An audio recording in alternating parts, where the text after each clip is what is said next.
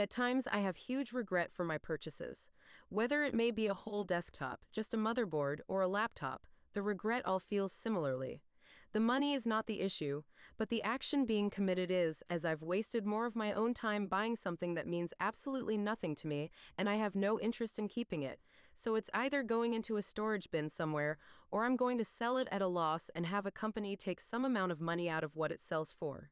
Virtual reality is one of those things I've have huge regret for over time, as I've spent a ridiculous amount of money on VR, where it didn't even make sense to do so, and just on video games I don't care for. Along with this, I just don't care for it anymore.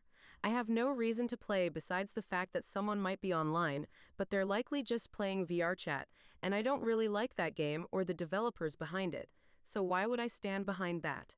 I've had quite the history with buying virtual reality headsets and related goods that I'm not completely comfortable with sharing.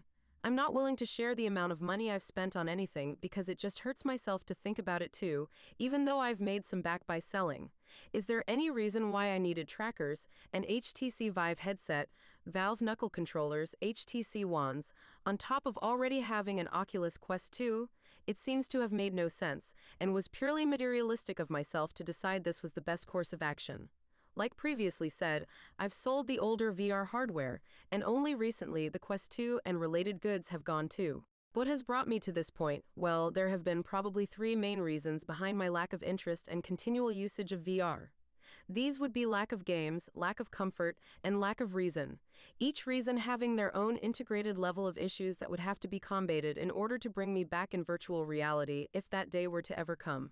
As it stands now, that likely will not be in the near future. 1 to 2 years. Would I like to see that changed? Of course, if I can find myself absorbed by new worlds, new people, and immersive impossibilities, I'd find myself back into the headset. One could argue that the fact of the amount of games for virtual reality surmounts the quality of those games. However, this is a tale as old as time, as many would know that quality does not equal quality. No matter how many experiences are offered, if all of those games are the same old one-hour tech demos, then how could one decide to continue playing them? Surely at some point, one would learn that experiencing the same thing over and over again is not something that's ideal for something who likes to change it up and see something new. With that fact of these games being low in grade, one should also follow with the expectation of a lower price, and sure that can exist. $10 for a one-hour experience could seem like a steal to some, however, it can also seem undesirable to others. Alternatively, one could pirate the video game, but this does not promote of the creation of more video games. Both headsets I've experienced, the Quest 2 and HTC Vive, have had their own benefits and downsides when it comes to comfort. The Vive was lighter and required less padding, and the cable would help balance what little weight there was, making it an overall pretty comfortable headset, besides the fact of the cable becoming a hazard.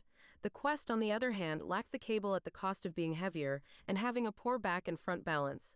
In order to fix the faults in the Quest, I'd start using custom padding in the front plate and a custom strap in order to increase the surface area on the back of my skull. In the end, it became more comfortable, but more issues remained. Being completely wireless, I'd have to deal with 2 hours of playtime before requiring a recharge.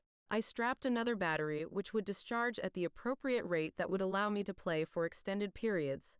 This meant more weight on my head, even if it were in equilibrium, so I would be limited by how much I could put up with anyway. All of these materials in the end would cost money to make the experience satisfactory, meaning that you cannot just buy a headset and expect an experience that's enjoyable without putting more in. There is no reason for me to have logged on once a day, week, or month. There was nothing there waiting for me. At most, there may have been a friend who wanted to stand in front of a mirror in VR chat and talk for the next 30 minutes about something completely meaningless that I would forget 30 minutes thereafter. Hopping from world to world with someone was tragic too. The amount of worlds in VRC that have any level of meaning are so minimal that they might as well not exist. No one would bother to have tried out Neo's VR if it weren't for the fact that some whining children finally decided that having an anti-cheat forced on them was too far and that they needed to find another platform.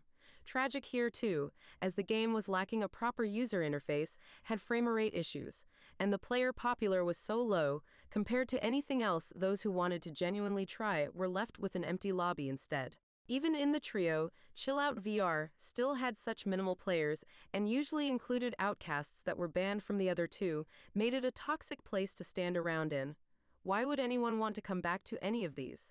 The only possible reason that my mind could come up with is the matter of friendship, although friends were a prerequisite in order to play these anyway. Even after all the poor experiences, irritable comfort, and especially lack of reason to play, I think virtual reality has a strong future.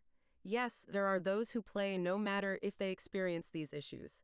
Even better, they don't have these issues because they've had headsets and games without them, which is great. Virtual reality will take a place in the home of many with the increasingly affordable market, and that will also bring game companies who finally see a profit to be made. When that time comes, I'll finally make my dive back into the lovely environments of the virtual internet.